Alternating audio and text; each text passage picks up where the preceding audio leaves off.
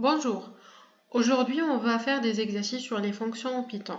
Le premier exercice, définissez une fonction maximum qui renvoie le plus grand des trois nombres n1, n2, n3 fournis en argument. C'est-à-dire on va créer une fonction qui s'appelle maximum et qui donne le maximum entre trois entiers naturels. Donc def, toujours il faut mettre le mot def, après le nom de la fonction, c'est-à-dire maximum, et entre parenthèses, les paramètres. Ici, on a n1, n2, n3. Deux points. Donc, if n1 est plus petit que n2, donc maintenant on va comparer n2 avec 3. Donc, if n2 est plus petit que n3, c'est-à-dire le n3 c'est le maximum, donc return n3, else, deux points, renvoie n2. Maintenant, donc, else, c'est-à-dire si n1 est plus grand que n2. Donc, maintenant, on va comparer le n1 avec n3. Donc, if n1 est plus petit que n3, donc on voit n3. Sinon, on voit le n1. Donc, maintenant, on l'appelle la fonction, par exemple, 1,10,7. Donc, le maximum, c'est 10. Deuxième exercice, écrire une fonction pair impair qui affiche si son argument est pair ou impair. C'est-à-dire, on va créer une fonction qui s'appelle pair impair et qui affiche après si l'entier naturel A, par exemple, est pair ou impair. Donc, toujours on met def, ensuite le nom de la fonction, pair impair. Le paramètre, c'est un entier naturel.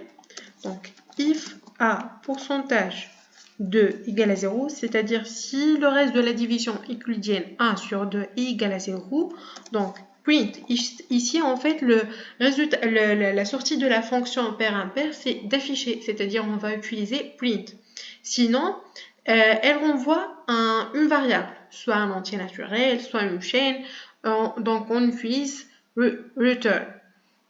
Donc ici c'est le résultat c'est d'afficher, donc il faut utiliser print A, virgule et pair, puisque le reste c'est égal à 0. Sinon, deux points, print A et impair.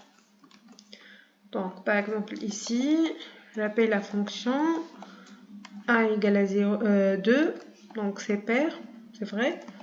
Ici, on prend A égale à 3, donc c'est impair. Troisième exercice, écrire une fonction moyenne qui retourne la moyenne de son argument. Donc ici, on va créer une fonction qui s'appelle moyenne et qui nous donne le moyen d'une liste, la moyenne d'une liste. Donc def moyenne L, donc L c'est notre paramètre. Donc ici, on va calculer la longueur de la liste, n égale à len de L. Donc n c'est une variable locale puisqu'on a défini dans la fonction. Ensuite, s égale à 0 et i égale à 0. While i inférieur à n, deux points, s égale à s plus l de i. Ensuite, return s sur n. Donc ici, en fait, qu'est-ce qu'on a fait? On a calculé la longueur de la liste. Ensuite, on a défini s égale à 0 et i égale à 0. Donc, si i est inférieur à n, c'est-à-dire on va sommer les contenus de la liste. Donc, on va faire L de 0 plus L de 1 plus L de 2 jusqu'à L de n moins 1. On fait la somme. Après, on divise par la longueur. Donc ici, par exemple, moyenne de la liste, par exemple 1,1,1, juste pour vérifier si c'est vrai ou pas. Donc, je n'ai pas exécuté le code. Et ici, en fait, j'ai fait une faute. C'est quoi la faute? Ici, il faut mettre la ligne i égale à i plus 1. Sinon, le programme, ça va pas arrêter puisque le i, ça va être toujours inférieur à n. Donc, cette boucle-là, ça va pas arrêter. Donc, c'est pour ça qu'il faut ajouter cette ligne. Donc, maintenant, il faut faire une pause. Comme ça, on exécute une autre fois. Le moyenne de 1 à 1, c'est égal à 1. Donc, tout est bon. Là, maintenant, si je prends 10, 5 et 4, par exemple, c'est 6,333. Dans le quatrième exercice, écris une fonction PGCD qui calcule le PGCD de A et B. Donc ici, on va calculer le PGCD de deux entiers naturels. Donc def, comme d'habitude, PGCD. La fonction, elle va prendre A et B comme des paramètres. Ensuite, donc if B égale à 0, deux points, return A, else. Donc on va calculer le reste de la division qui lui donne 1 sur B. Et on va return PGCD B,R. En fait, ici, on va calculer la division euclidienne jusqu'à on reçoit le reste égal à 0. Donc, si le reste égal à 0, donc le PGCD, c'est le reste avant. C'est ce qu'on va faire. Donc, par exemple, ici, on a A et B. Donc, si B égale à 0, donc le PGCD, c'est A. Par exemple, ici, A et B ils sont différents de 0. Donc, on va calculer le reste de la division euclidienne A sur B.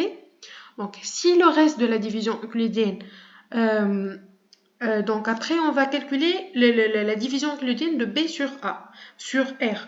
Donc, si le R égale à 0, donc return B. Sinon, on va faire une autre division euclidienne et ainsi de suite. Donc, par exemple, ici, je vais prendre PGCD 2,3. Donc, c'est égal à 1. Si je prends PGCD de 6 et 2, c'est égal à 2. Donc, par exemple, ici, on a A égale à 6 et B égale à 2.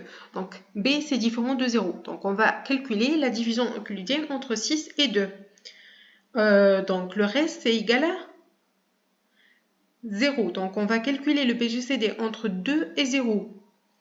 Donc on n'est pas dans ce cas. On est dans ce cas. On va calculer le reste de la division euclidienne, 6 sur 2. Donc, R ici, c'est quoi? C'est égal à 0. Donc, la fonction PGCD, elle va nous renvoyer le PGCD entre 2 et 0.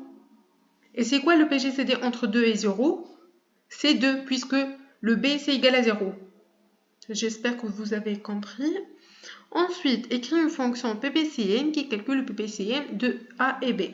Donc, def PPCM A,B, deux points, return A étoile B sur le PGCD, c'est une formule A,B. Le PPCM entre 2 et 3, par exemple, c'est 6. Le dernier exercice, écrit une fonction fact qui retourne le factoriel de son argument. Donc ici, il y a deux méthodes. Donc on va créer une fonction fact qui s'appelle fact pour calculer le factoriel de A par exemple. Donc il y a deux méthodes. Soit on va utiliser la fonction factorielle de la bibliothèque math ou bien on va faire tout seul. Donc on va utiliser la bibliothèque math au début. Donc on va faire from math import factorial. Ensuite, def fact n par exemple. On va calculer le factoriel de n.